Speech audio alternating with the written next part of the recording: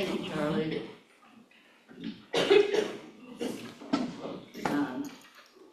Just want to thank everyone for coming. Gracious. We are all grateful for your presence. And I feel comforted because you're here. Each of you know Woody in a different way. And I'm going to talk about the special way I knew Woody. I'm going to talk about his romantic side.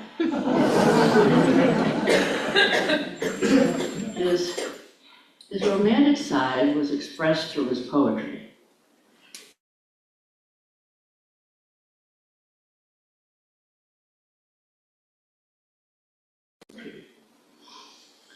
And when I first met Woody, he wooed me with a poem. So I was in college with his sister. His sister and I were roommates. And he would come each week and take her out for coffee. And I saw this nice young man come for coffee, and I thought, how nice that she has a brother who cares so much for her. And one day she said, why don't you come with us? So I went, and I met this young man who was rather nice guy. He was kind, sweet to his sister, asked questions, interested in her answers. And I thought, how sweet. We went back and we went on with our schoolwork, and one day he came and he said, would you like to go to coffee with me? My sister's busy. So I said, okay.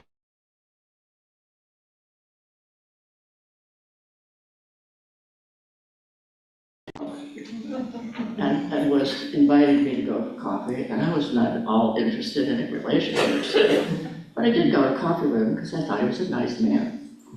So we're sitting at coffee, and he said, I have something for you. And he reaches across the table and pushes a little piece of paper toward me, and I opened it, and it was a poem. And the poem was called Sunshine and Honey. I'm not going to read it to you. But, come on. No, I'm not going to read it to you. But needless to say, I felt seen, I felt, acknowledged, I felt important sitting across the table, and I thought, this guy is really quite a guy. I knew some of his history, I heard him talk with his sister. So, I was impressed. I got seen. And later the next summer, I was trying to put space between us because I was intent on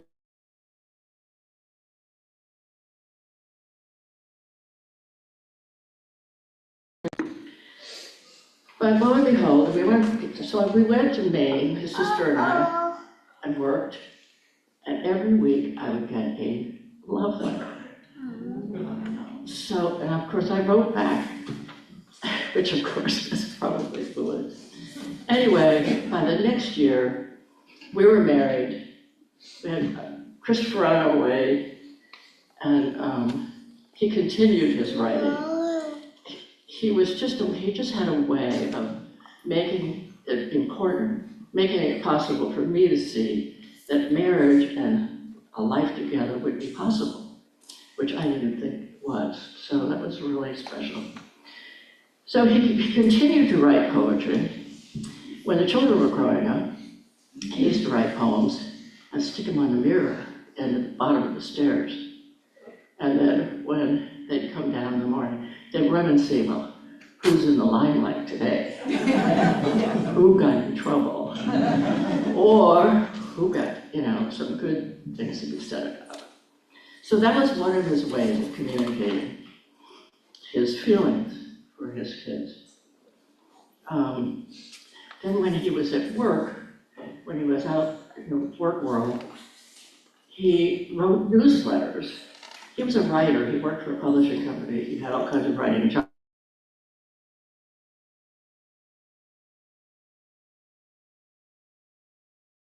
The newsletter is like the web, like your phone.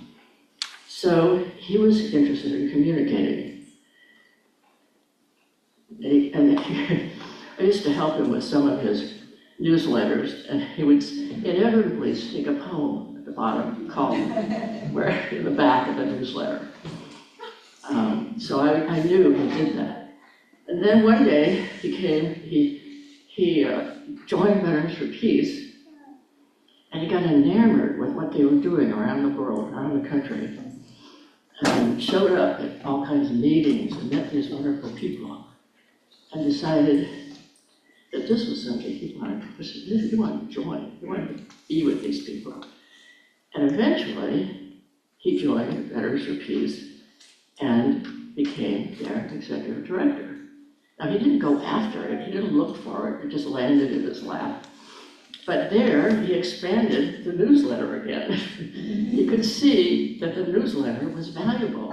It connected all the chapters across the country and outside the world. It was his way of making sure that they had communications of what was going on, where, how to inspire each other. So he was aware of, and at the same time, he became aware that there was a gentleman up in Vermont who was working on a website, something on the computer. And he said, it's going to be a really good thing. And he came home to explain it, and I had no idea. And he saw the value, and he connected all of Veterans for Peace to this new tool, and it became, so this was a new tool of communication, the web.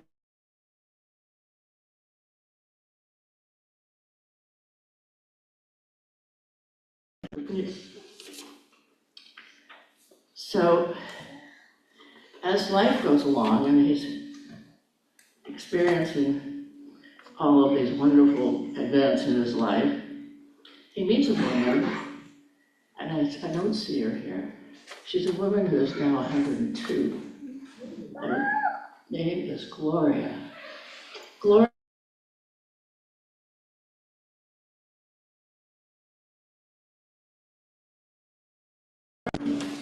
And she says, why don't we go join this poetry class? I'm taking a poetry class. Let's go do it together. So, together, they went and discovered the art of making a powerful statement, refining their talent, and they wrote shorter and better poetry every day. And I would see them write to each other. They write their poetry, and they'd sit and share the poetry. And he'd say, oh, I really like this part of it. And she said, oh, and this really doesn't. So they were listening to each other, trying to make their poetry great. And then as Woody traveled, he wrote poetry to express his feelings and his thoughts about all kinds of subjects, and his delight in new friends and new cultures.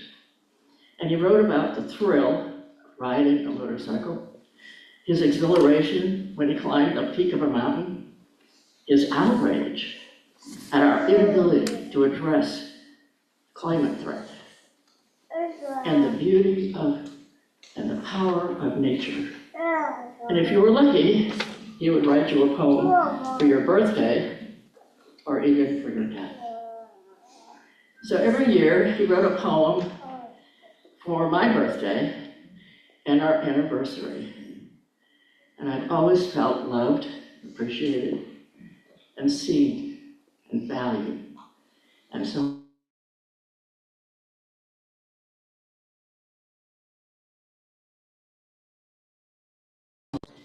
he would share his last poems with people that would come and visit.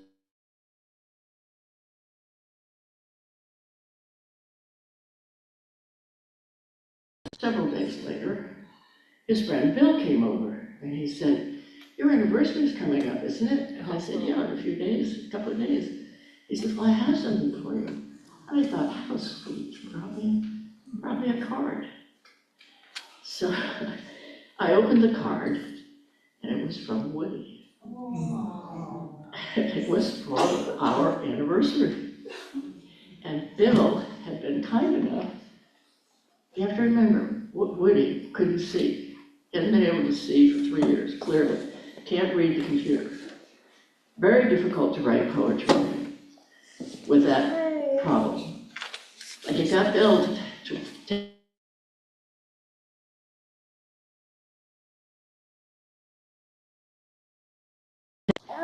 a poem from me, didn't you? Easy. So even in death, he has written a poem for me. And I will read it to you, it's very sweet. He says, Joe, life without Joe is unthinkable.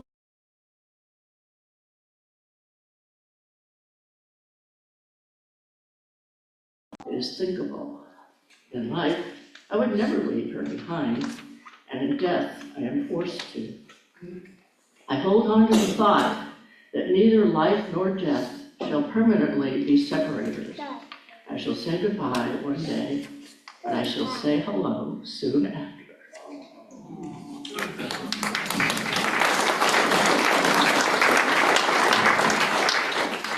Now, I have 4 children, and one of them wants to speak. Gordon, would you like to?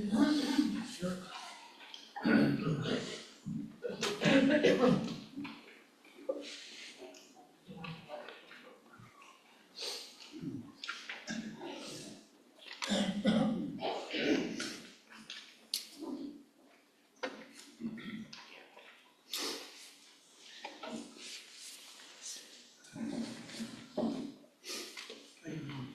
Thank you all for coming today.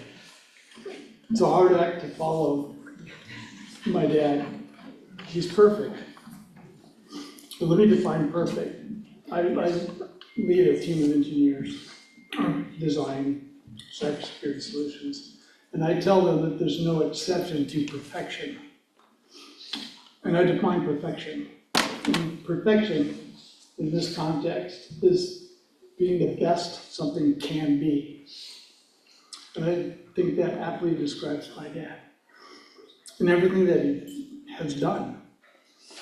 Raising us children, being a husband,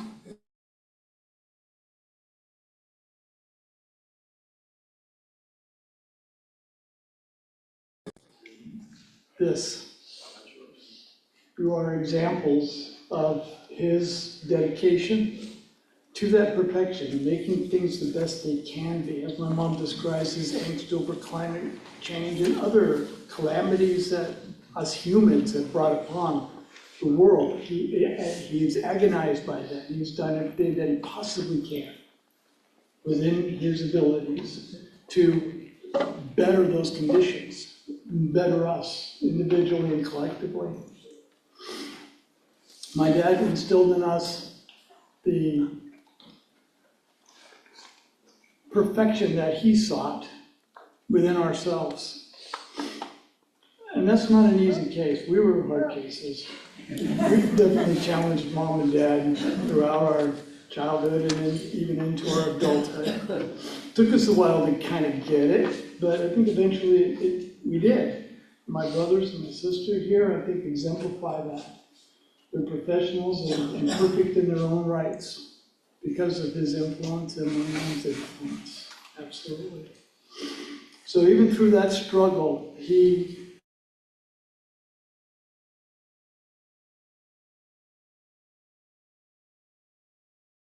mattered, not just because he was dad, but because he was a man of perfection. And if he's affirming it in me, then it is. It definitely is. I would never question that. And I love him, and I thank him for it, and I thank you all for being here today to honor him. Thank you.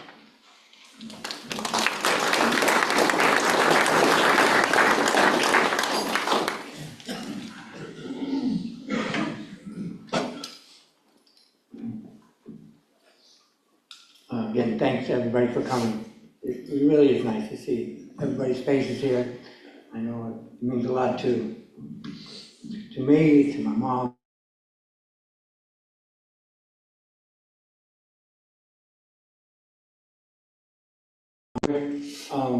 He managed to touch so many people in so many different ways. He was always, set before me like an example. And even even when it wasn't a good example, it ended up being a lesson when he would, and the early examples weren't as good as the later ones.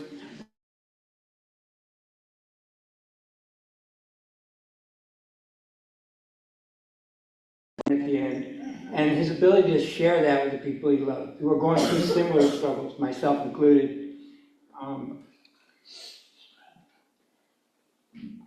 Yeah. First thing I wrote is that I wouldn't really be able to express this very well. That I can't find the words to.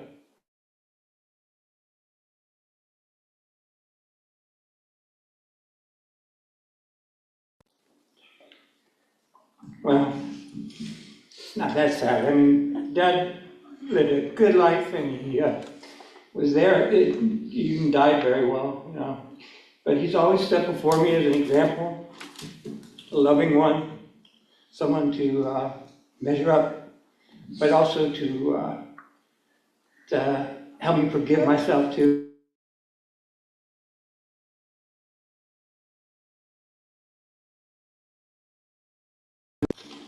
So even if I can't find words, and there's not enough words really to try to sum up what a person, what your father, what a person like Woody meant to you. No. But there's one word that was one of his favorite words, and it's one I'm feeling very deeply right now, and that's gratitude. I'm so grateful. I'm really am. It's a blessing to be in his life. I'm going to be super. I did not.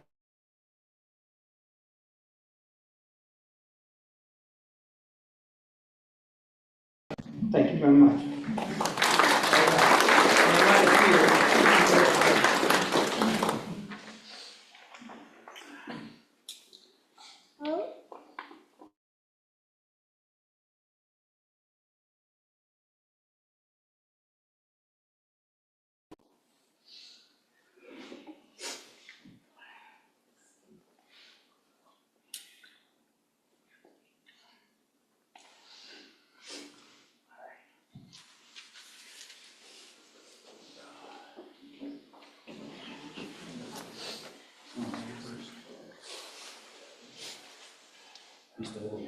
Okay, then.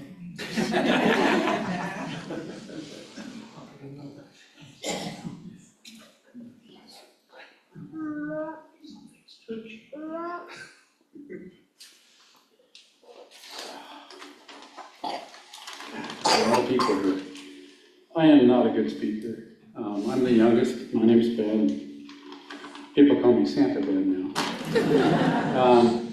I just wanted to pick a poem that he wrote. It's pretty hard to read. It's called Working with My Sons. These are not my boys. They are the men my boys became when I was not present. They bring art and strength to the work at hand. The art and strength I no longer own. They allow me to help. And as I fit myself into the task, they are careful with me. I watch them easily defer to each other's history of skill created with diversity. They love each other in an extension of love I have always had for them. I love them more for I am drinking from their cup as well as mine. And this was a beautiful day. Christopher and I were on an octagonal roof of a gazebo in the sun. Dad helping hand things up and down, and we're trying to figure out the geometry of an octagonal roof. And it was just a gorgeous day. And then he wrote this later on, and it stuck with me. So this is what I remember out of thousands of poems. He has written so many things. And he's inspired by all of the people that he surrounds himself with. It's wonderful. Thank you for being here.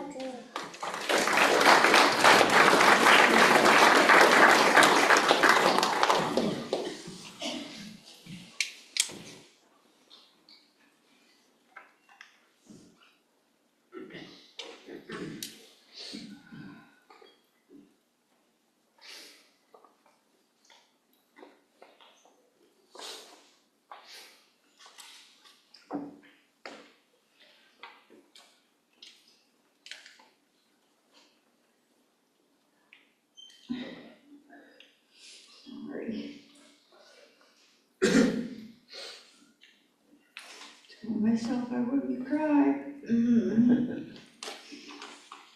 One thing about Dad was, he was not just dad to us, he was dad to many people. Dad never stopped being dad. He nurtured people, educate people.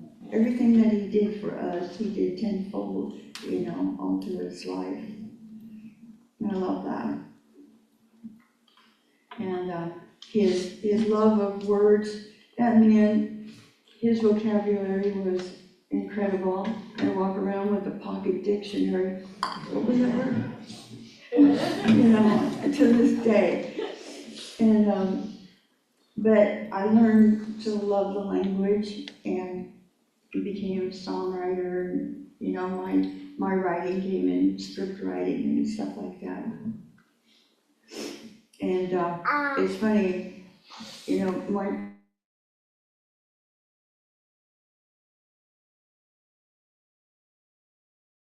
and I wrote this, and it's funny, the last picture on Dad was just laying in bed.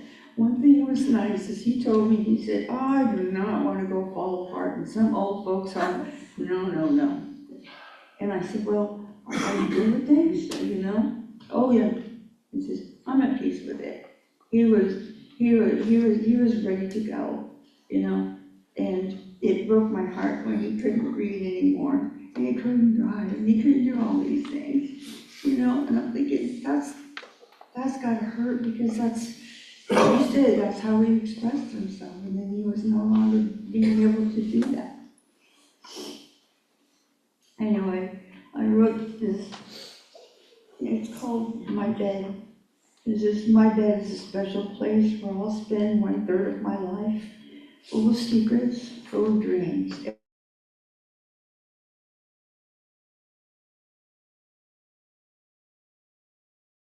Get firm, rock back and forth, filled with the aroma of talcum sweet. Soon this place that kept me safe became much despised. My toddler's hands rattled the bars, barely containing the rambunctious child.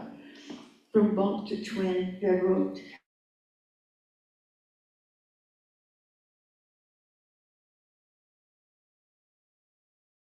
its own unique memories. Eventually, the end will come as I rest my weary head. This place of reflection and final acceptance will once again be my bed. And that was the last picture you guys took and sent to me. I don't know why he didn't want me to be around, and I guess he just didn't want me to see him like that.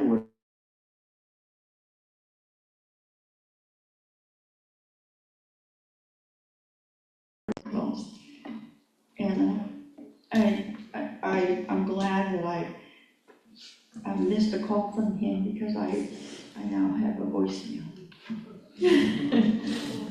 Hey, Ivy, it's your dad.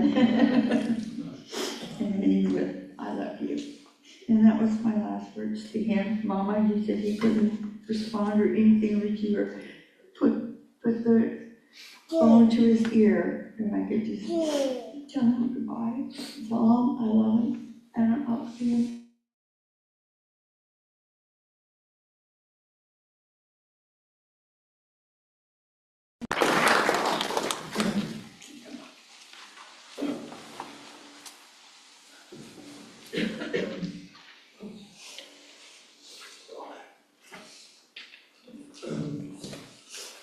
Well, I told myself I was gonna cry, but now it's turned into a big tearjerker, thanks a lot. I don't think I can make up for all that. So, but I wrote my stuff down, because there's so much to say about him that you have to stay on track. He touched so many of us in so many different ways. So I'm just gonna read. This has gotta be a lot easier on me. So I'm gonna do this.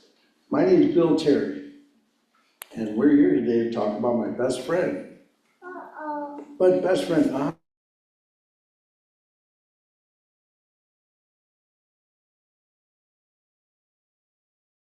term modern men define as best friends. We didn't go fishing or hunting together. We didn't meet at the bar on Friday nights and talk about the works week. We didn't go on family vacations and on to Disney World. We did none of that. Our friendship was special and beyond those titles of best friend. That was Woody's superpower. When we didn't meet at that particular moment for that particular idea, he made all of those people around him feel special. So no matter when we met, you felt special with Woody. He spent a lot of energy making sure that you knew somebody else cared. He always wanted you to know that. When we first met in the early 80s,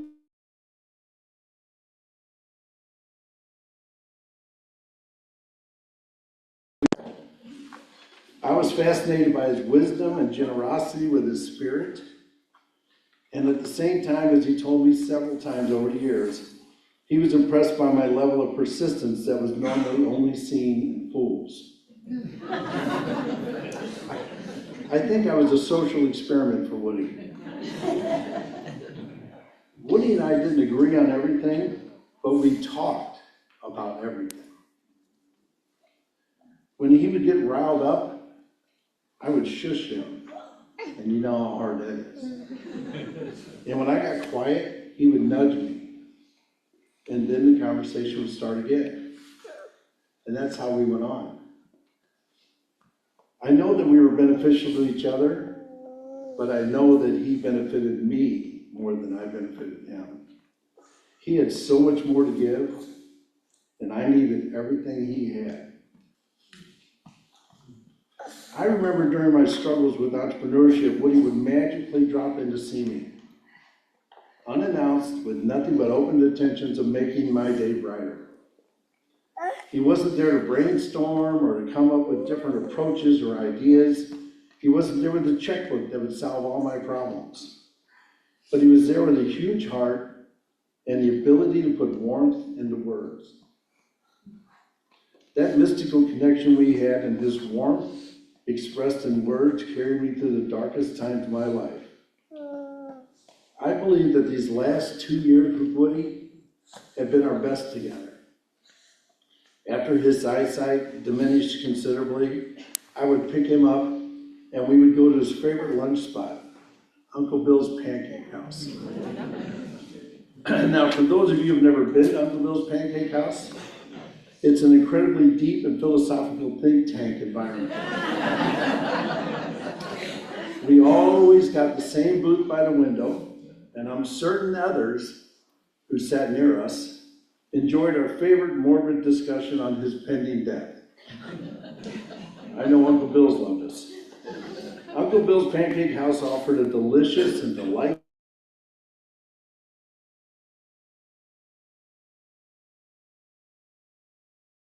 topics.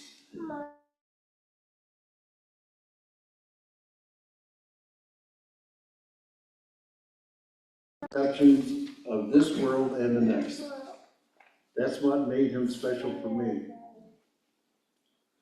He listened and embraced. See, you did. Gordon almost didn't do it, but did the rest of you three. Good Lord. So we listened, he listened to me, and he embraced my point of view. He didn't have to endorse it, and I didn't need to change his mind. We were both content with just sharing. And there's nothing wrong with that. Page 3. I know. Woody was prolific with the written word. I think that's been said already. Did you guys cover this already? But you didn't cover my part. Some of his poems could be a real challenge. One of my privileges in life was I got to spend countless hours discussing his writings face to face. He helped me understand what he was trying to paint with his words.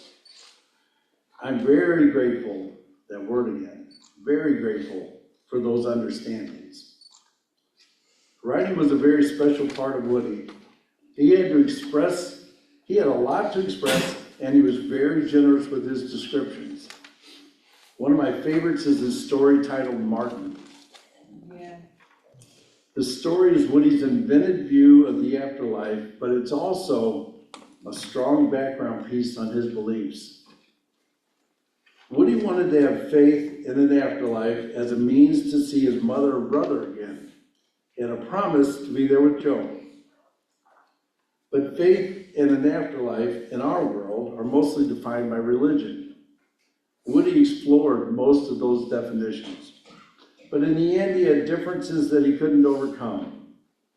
In Martin, Woody created his own vision of the afterlife as a prop until he discovers the reality.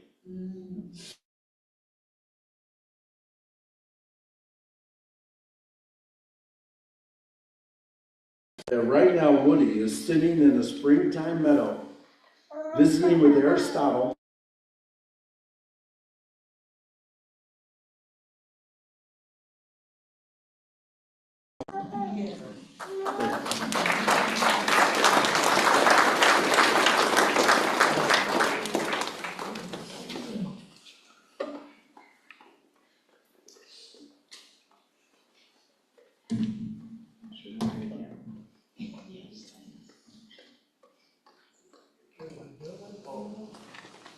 Bill, bring my candle. I just want to get off stage.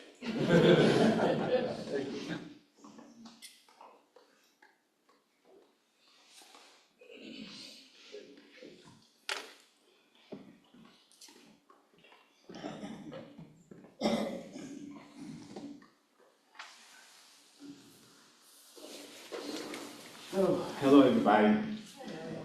My name is Michael McPherson.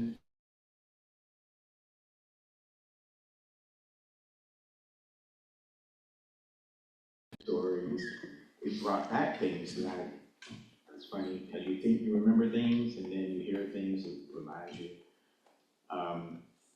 And one of the things that's really beautiful to me is hearing the things that I think about Woody coming from people, because I don't know you all, you don't know me, and you're the closest people to him, and it's like, wow, it's exactly the same things I think. That's how you know that it's real, right? Because we didn't coordinate this. Another thing, I'm gonna read something, but I have to say this too. My uncle is the last brother of my mom. He was 88. He passed away around a little bit before Woody did.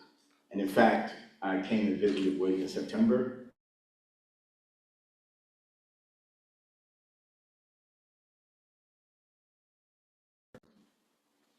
And I went to his funeral in November. And those two people, Woody and my uncle having a huge impact on me as I was growing up to be the man I've become.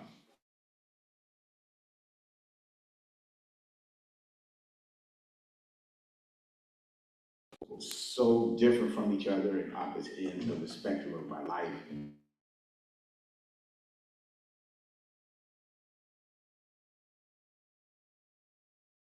I know Woody is facing death like it was an adventure, right? So that's why I'm smiling, because it's a celebration. Oh, and something I didn't put in here, Woody and I also bonded around motorcycles because of that. I didn't put that in here, I forgot about that, so that was, yeah. So, missing a friend and his big shoes. I miss my friend Woody. I've known Woody for over 20 years. I believe he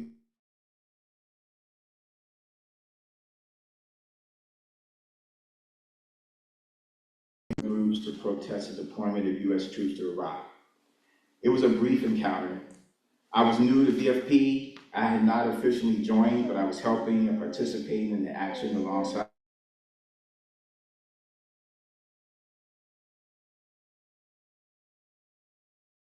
And the spectrum of U.S. wars was empowering and exciting. Woody is one of the few Korean War veterans I have had an opportunity to know. We met again at the Veterans for Peace Convention in San Francisco and Boston in the summers of 2003 and 2004, respectively. Again, these were brief encounters. I was a newbie, unsure of my place in the organization, and Woody was busy doing what executive directors do, making sure everything was on schedule and running smoothly. During this period, I was helping then VFP President David Klein with whatever he asked me to do, so I was occasionally speaking with Woody on the phone. I got to know Woody much better starting in 2005 when I applied for the Veterans for Peace Executive Director position. I initially faced the big shoes I would have to fill if I got the job when I traveled to Dallas for an interview with the board. I observed Woody skillfully facilitate the board meeting full of ornery, often volatile characters. With a square jaw and bald chest, Woody was a formidable figure, not to be taken lightly. Yet, he was one of the kindest and most understanding men I've known. When I moved to St. Louis to sit in Woody's chair, the big shoes to fill felt very real.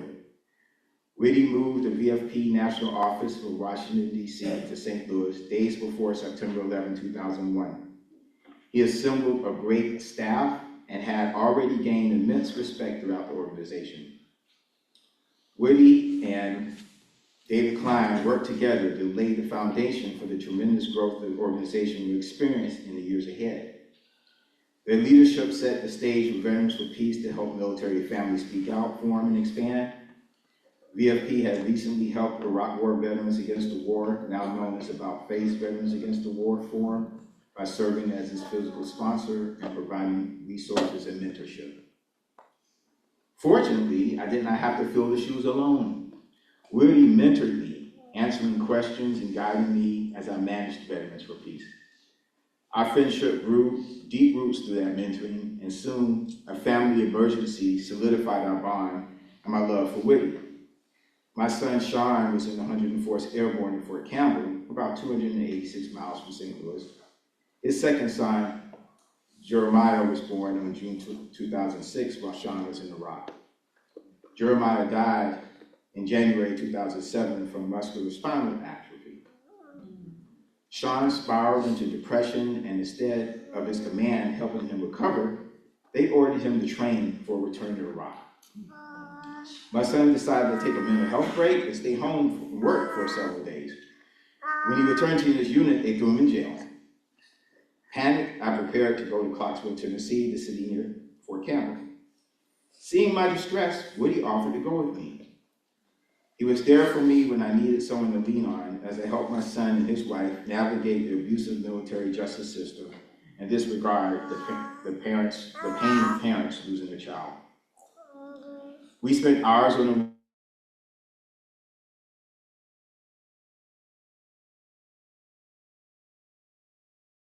the for advice and support. He taught me to make space for the next person who follows in my footsteps and be ready to mentor, not abandon them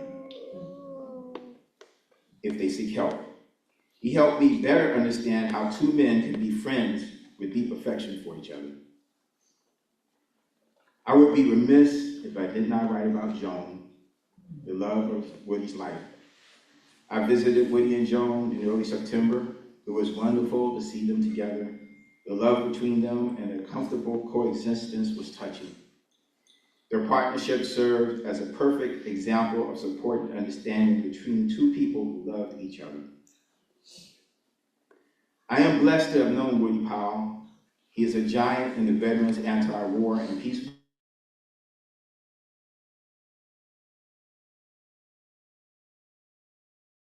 To conclude with my observation of Woody facing death, he did so unflinchingly, speaking of it as an unknown adventure. Woody approached dying the same way he lived his life, with curiosity, eager to learn and experience what death has to offer. Witnessing his fearless attitude was a gift for me. As my own time approaches, as it does for all of us, I miss my friend Woody. I loved him, and he will always remain with me. Wilson Woody Powell, Presente.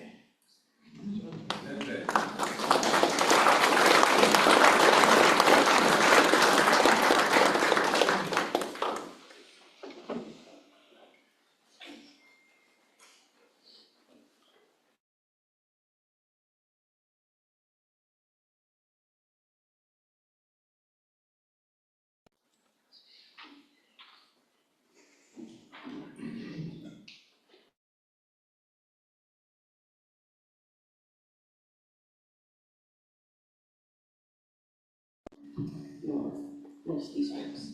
My name is Cherie Eichlitz. I met Woody in almost exactly 21 years ago. I was fresh out of the Army and looking for a job, looking for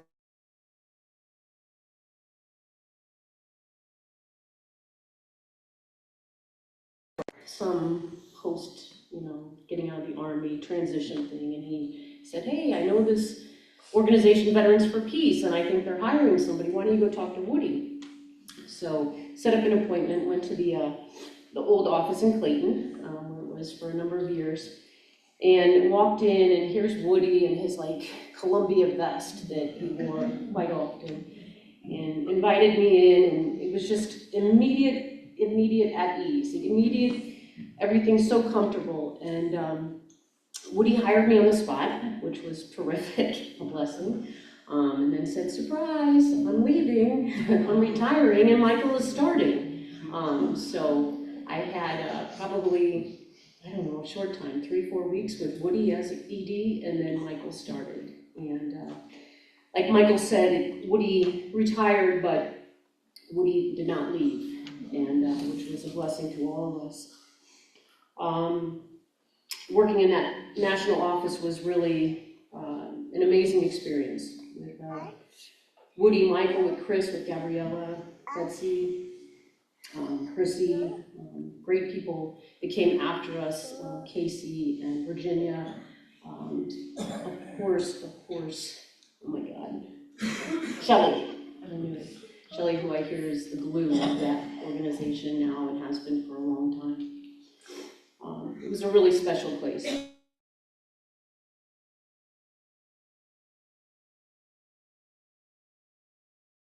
So much more about militarism, capitalism, the awful things that we have done in this world, and in the name of U.S. diplomacy, I suppose.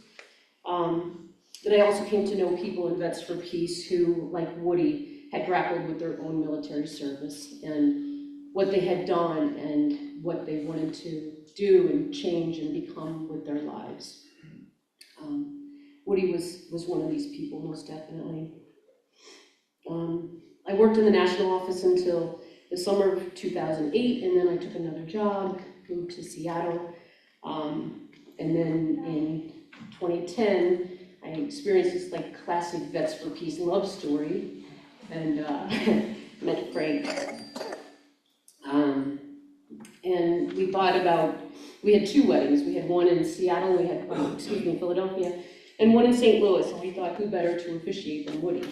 And so Woody officiated our wedding in St. Louis, and it's this, again, goes back to what other people have said too, Woody's gift for language and words, and he introduced a new word at our wedding, which is tangentialness. And I feel like only Woody could like create a word out of nothing, and I won't go into his definition because it was quite romantic and quite sweet, but it meant a lot, and Frank and I were honored that he was there and that Joan was there.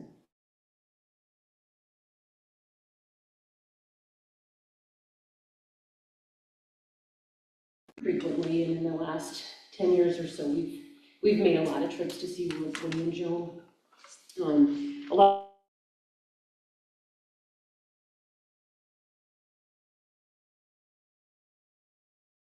And of course, Woody shares a poem. Joan shares, some piece of art or something that you've been working on. We talk about Vets for Peace, of course. We share some crazy stories, maybe about Vets for Peace. We laugh, we cry, but those times were extraordinarily special, and we feel very lucky. I think, and I'm going to try to just read through this. Woody felt things really deeply and was reflective, I think, until his last breath. He fearlessly showed his humanity in all its forms. He was the embodiment of change and positive growth.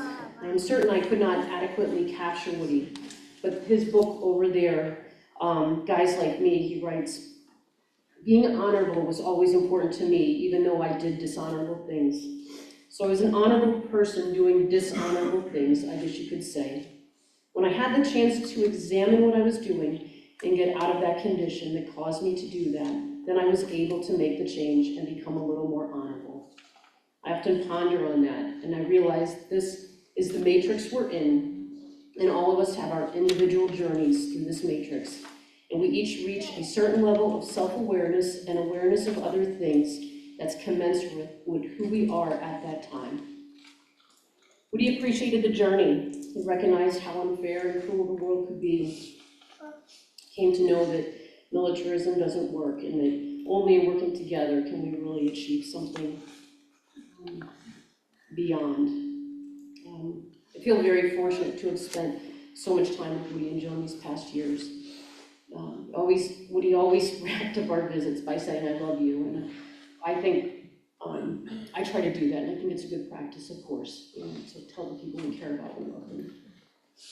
So, in closing, I'll just echo Michael's words, but in Vets for Peace, we have a tradition of calling to mind those people who are allies and comrades, and we say their name, and we say presente. So Woody Powell, presente.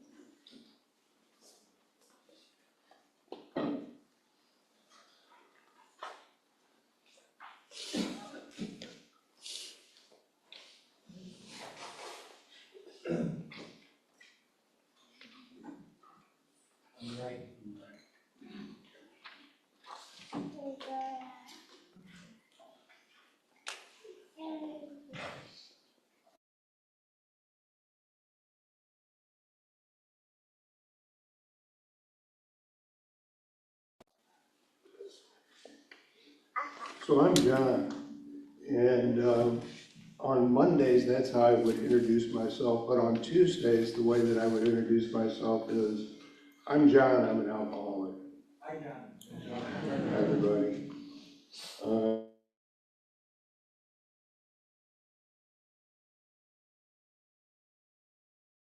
Share his experience, strength, and hope with all of us, which we just love. Woody improved his sobriety for 47 years, which is a long time. That's over 17,000 days. What Woody would tell us is that every morning what he would do, he would ask God to show him what to do and grant him the power to carry it out. And in the evening, what he would do, he would give thanks and then ask for another day. He talked about a letter from his brother. That letter got him started in AA. He often mentioned his brother in terms of love and gratitude. What we say in AA is, it's not about promotion, it's about attraction. And Woody certainly had the attraction side of things going for him. He shared his wisdom, his time, and his knowledge with everybody, with newcomers, with old-timers. What he also started, what I wanted to talk about a little bit was, he started a program in St. Louis known as Veterans Drug Court. I see several of the members here. I see Ralph, I see John, I see John. And what it did,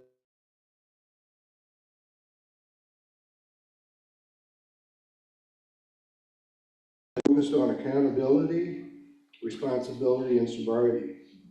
Many of these vets, they had legal issues, and some had PTSD.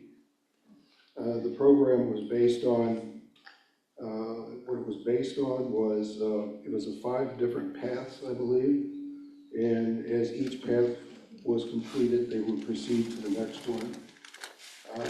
What we would be, Woody and the other vets, we would become advocates representing the success of these individuals in the program and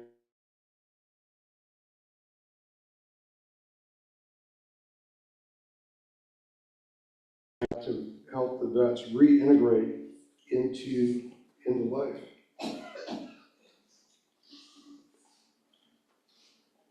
Woody was recognized by the courts for dedication to the success of this program. There's a plaque hanging in the courthouse attesting to Woody's creativity and hard work. He is deeply loved by Joan, he deeply loves Joan and his family. The members of Group 349 will miss him, and we're all better versions of ourselves because of Woody. Rest in peace.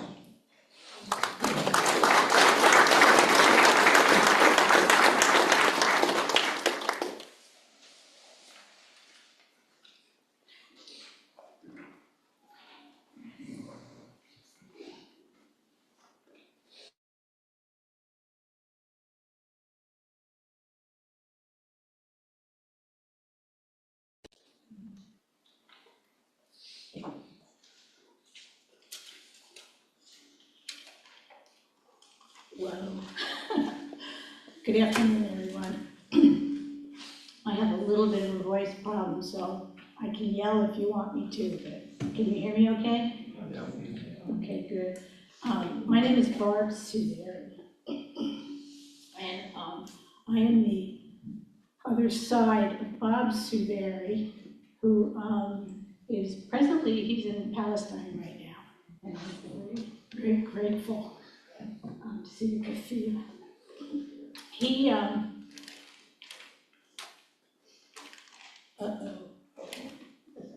I forgot a piece of paper.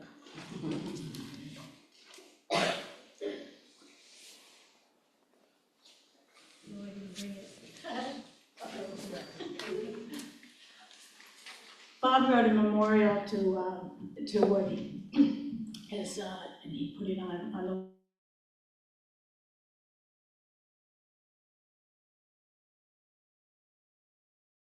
but basically, I was supposed to read it here, and as you can see, I'm a little discombobulated.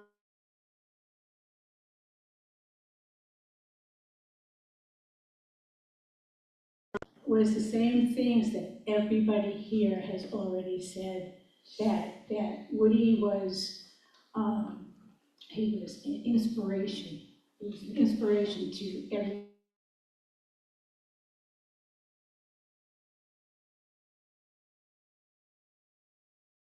he stood for people, he stood for himself, he stood for the downtrodden, and if there was something that he saw that he was interested in doing, he did it. He just went for it. And I didn't. Bob knew Woody through Veterans for Peace, through Palestinian organizations, through a lot of protest things, through AA. Uh-oh, it was anonymity. But he knew him in a way that I didn't know Woody. I knew Woody through Joan and Woody. We were much more of a social type group.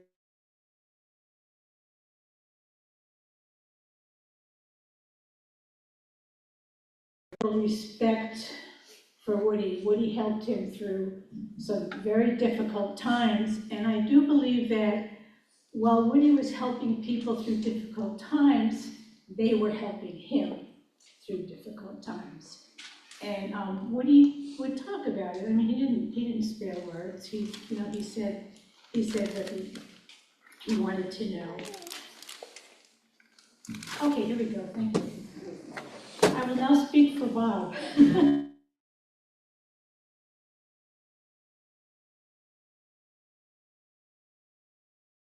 Political oppression, it won't blank, was an inspiration to all who knew him. He was driven by a selfless passion to use his time on this earth to be of use to others. I remember reading a book by Gore Vidal, a well-known writer, who quoted Woody in one of his political publications. When I mentioned it to him, he couldn't remember the interview and just casually acknowledged that he knew Vidal. I was Woody. He was always focused.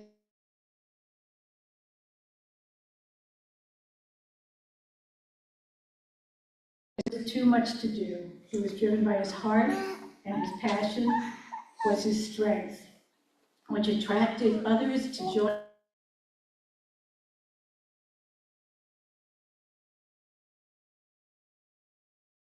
Were inspired by his selfless and indefatigable drive. Thank you.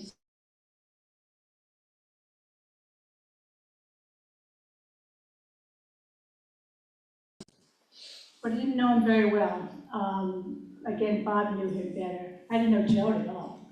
Woody came to visit us in Alabama, and Woody, Joan sent a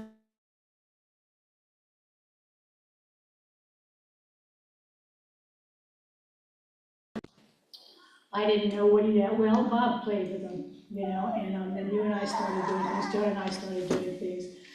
But it was his later years. I started to know Woody in his later years, the last 10 years, with all his flaws, his quirks, and his virtues, that made him a loving human and relatable. He'd already, at this point in his life, endured challenges, navigated hardships, and developed a deeper appreciation for life's moments.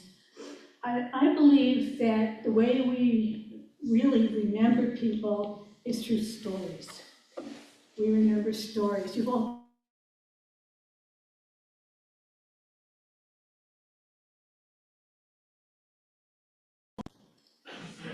I went to visit Joan and Woody in their condo one evening, and Woody was in his chair, just sitting there. I walked in, he says hello, and waits for me to get comfortable, and then he looks at me and says, "So tell me, what have you done with your life?" And I'm like,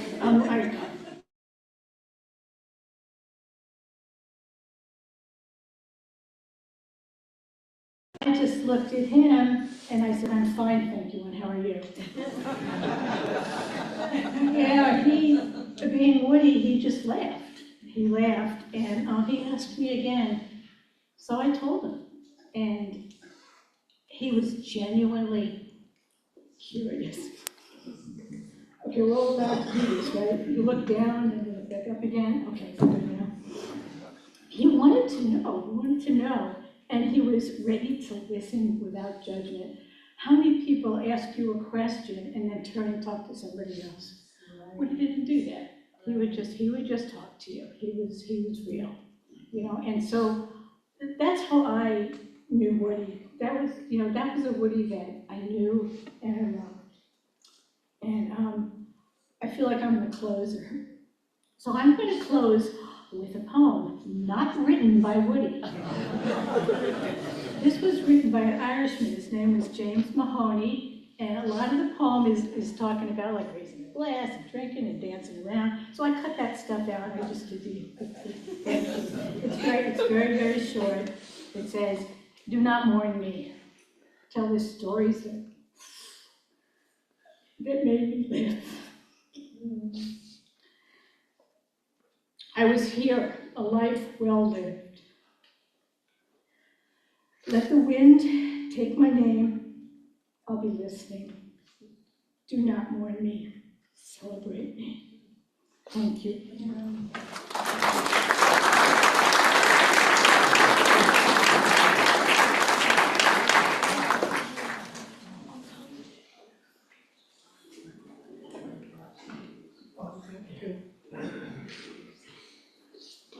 All right, thank you all for coming. We have some cookies and such in the back. There's no chocolate, white chocolate macadamia nuts because somebody else ate them all. But there's some good ones back there, and we have water and sodas and diet soda and such, and we invite you all to share and communicate and celebrate that. All right, thank you all so very much.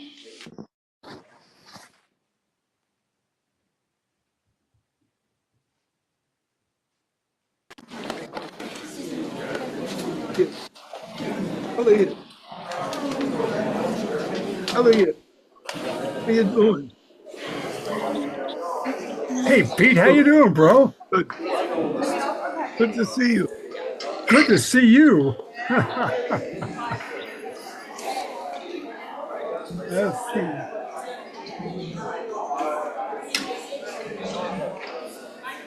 I have one more announcement. One more announcement. I think we're getting drowned out. Yep. Everybody Hi, Colonel Mark. has what to say about Woody.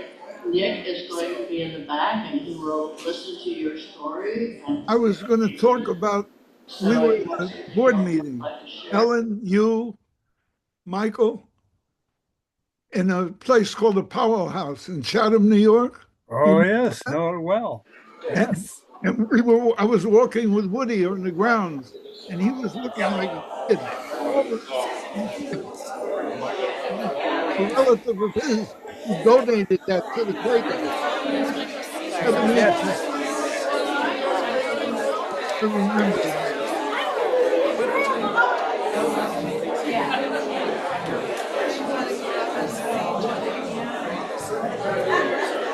Nick, you want to stay right here? Huh? You want to stay right here over in this corner or something? Yeah, we can stand right here. It's fine. Yeah, that's fine, yeah. I think you got drowned out and now you're back, Pete.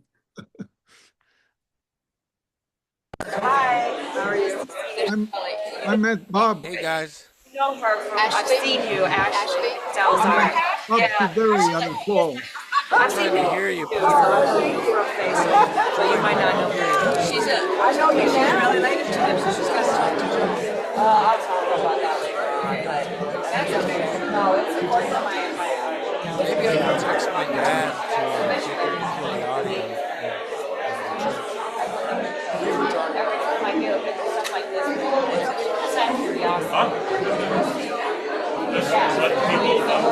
I'm basically fine. Yeah, I mean, I know, I can really do, but it's actually, I'll be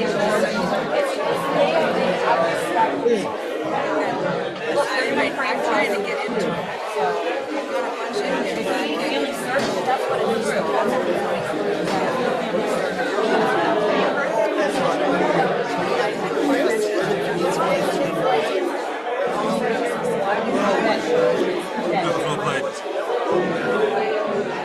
I'm going to share over there, and I'm going to share first picture.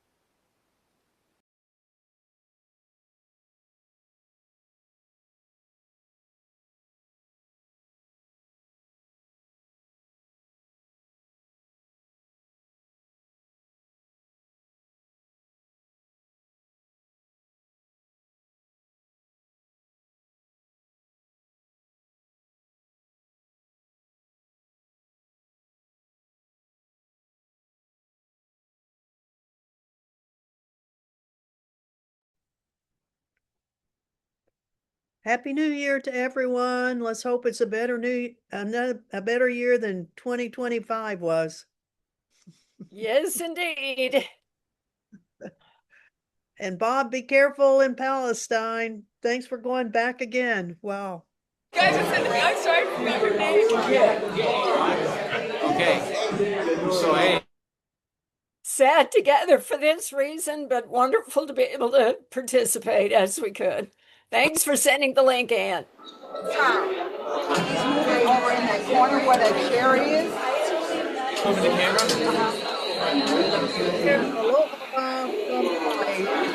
I didn't recognize it. I thought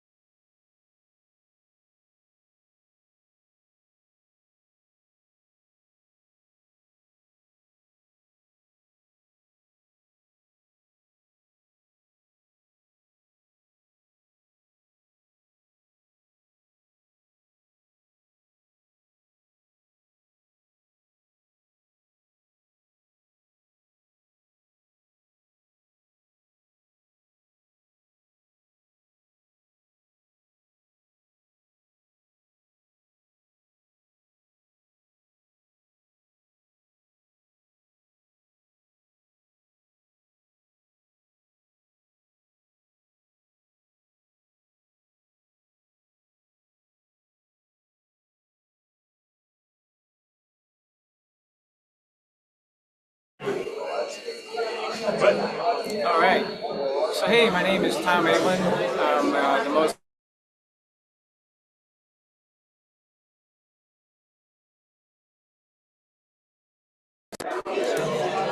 for me, Woody represented perseverance.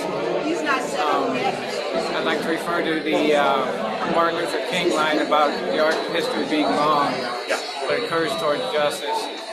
And for me, Woody stood for perseverance. Because he represented that arc of history.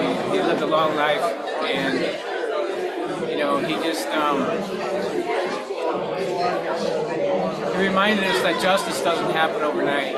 He reminded us that perseverance is what pulls us through, and it relates a lot to the history of the Palestinian people, which is for us right now a big issue. We just, yeah, I'm being interviewed.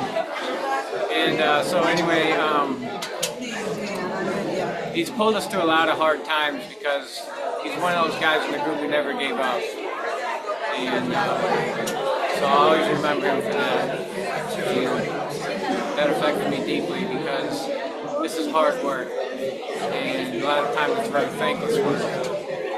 And Woody was always there to talk us up and walk us through things. And just the way he showed up at our meetings towards the end, he's getting towards the end,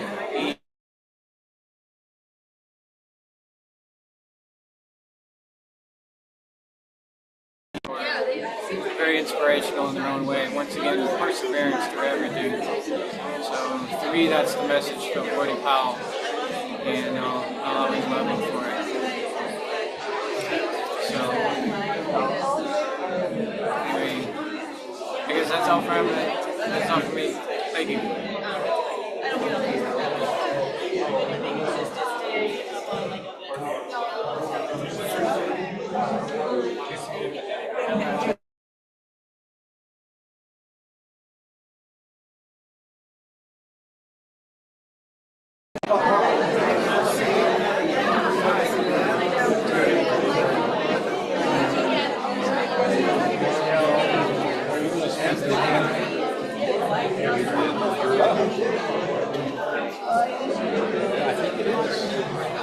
This lady would like to say something.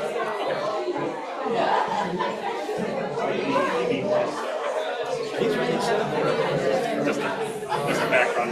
It's hard to we need to go outside and be cold.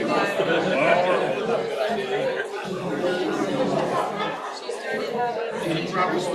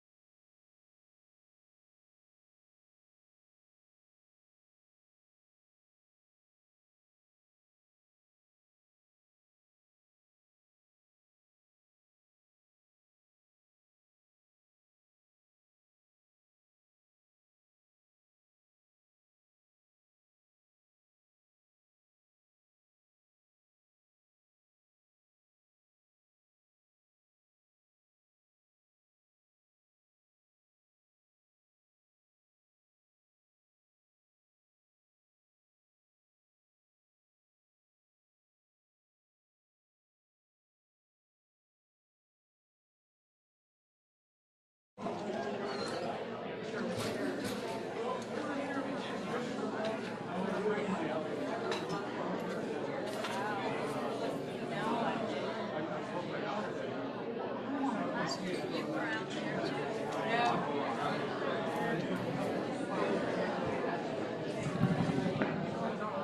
on up.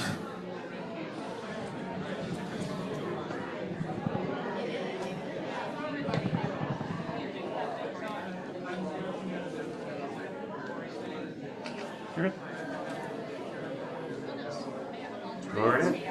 My name is Gloria Gordon, and Woody and I had an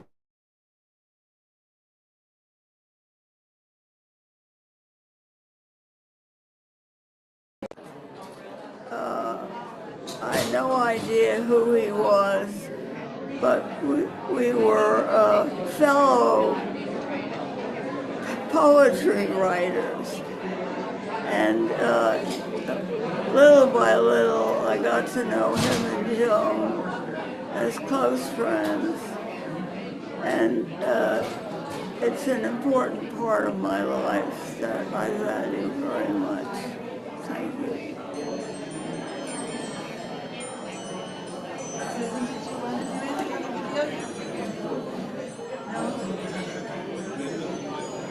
Okay, then are you ready to? You ladies ready to head out then? I'm gonna put your jacket on. And I'll have to go get the car.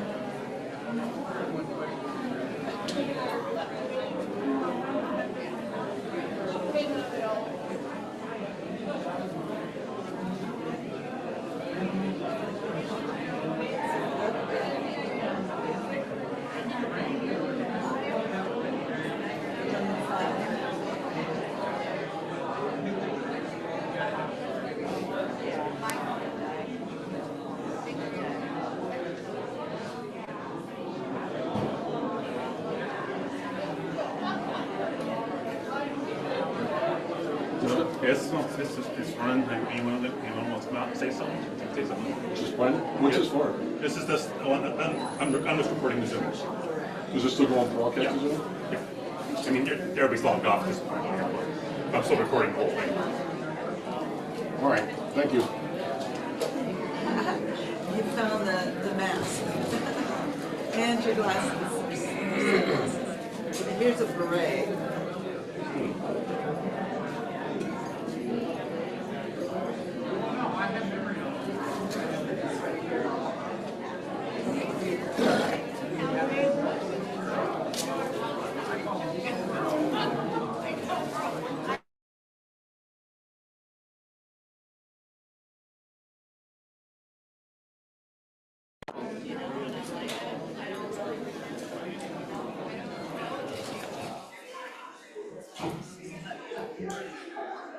I go.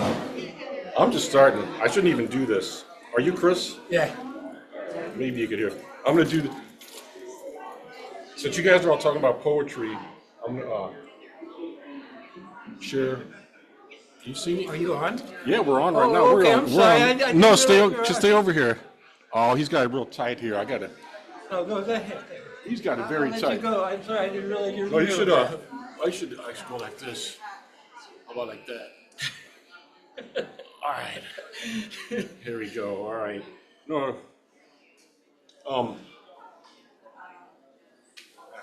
I guess I'll dedicate this.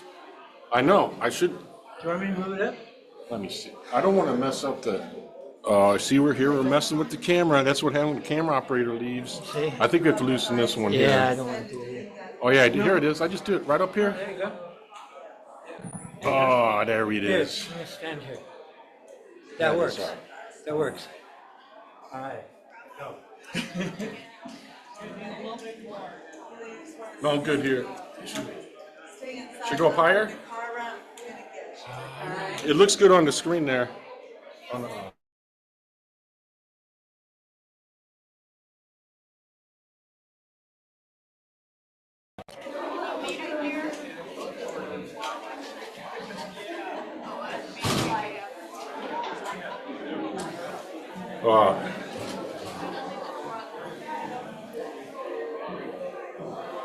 would I do this if it weren't for Woody? But anyway, I've been writing. Here, let me share my latest, and I will dedicate this to Woody Powell. Thank you so much for all you've done for me and others. I should paint over there. All right, anyway, here we go. Ready? See if I'm ready. It's called Hard As. Hard as hell and fun as fuck. That's how it's going to be. We continue living beyond our means, passing the buck, undercutting workers, and forcing others to pay for us. We're too far gone to go back to old ways. Yet it's not too late. We may still honor those who have fallen through respecting the remaining homes and communities that provide all we have. There's no getting around it. It won't be easy. We are bound together. There are always challenges. Everyone is flawed. Nothing is perfect. Far from.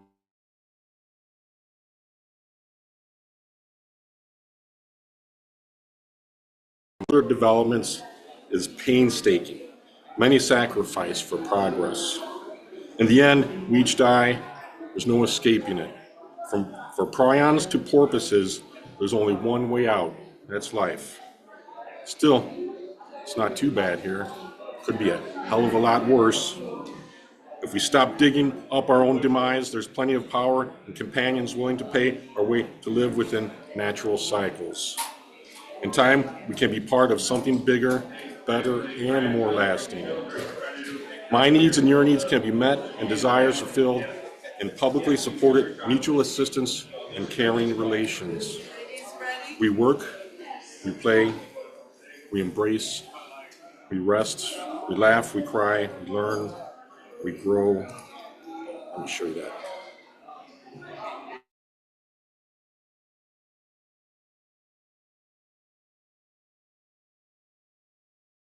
Together, you and me and all of us may live together and love each other. Something emerges when we build together. It's beautiful, it's comforting, it's powerful. It's us working for you and me and our earthly community.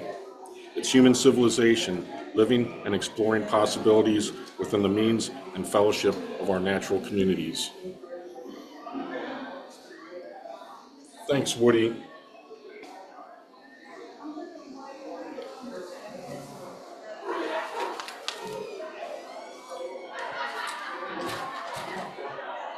Can I help you? Oh yeah, it's warm here.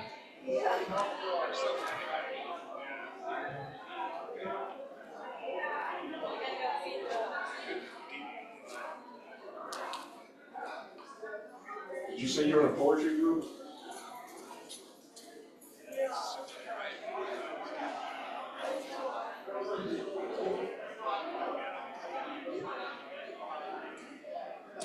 I didn't realize you wrapped poetry so much. Wrote so many poems.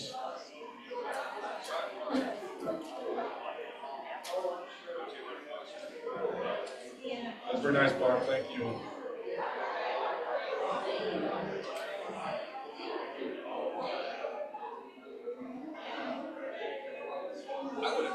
Yeah, I'm an associate member. I started like jamming up here in St. Louis. I went to, I traveled a lot for school, education, and research. So I was in Columbia, Missouri, and State College, Pennsylvania, and I met a few people in Veterans for Peace at those places. And then State College, it was in the early 2000s when the invasions of Iraq and Afghanistan, and I got involved in Pennsylvania, people up there, and I came back here.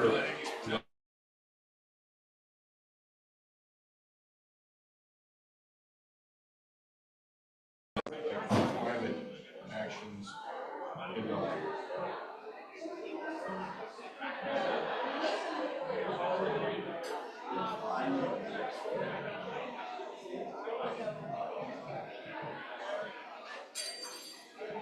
there's some people do different things. Can you see? How's your reading? Did you get our names in here? I did a year of practice. Woody, one of the ways Woody helped me, he showed up for my climate. I did a year, my dog and I, we did a year of climate strikes at Shaw Park. But currently, I'm not, it's more sporadic And I don't know if you bring this.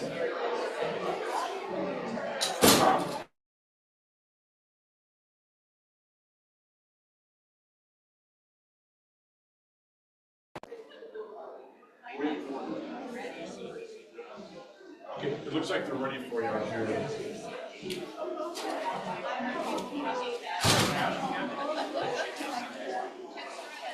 Wow, I have a dog, my dog Bust and I did your flash strikes. We did what we could. I know people are looking for the flags for future.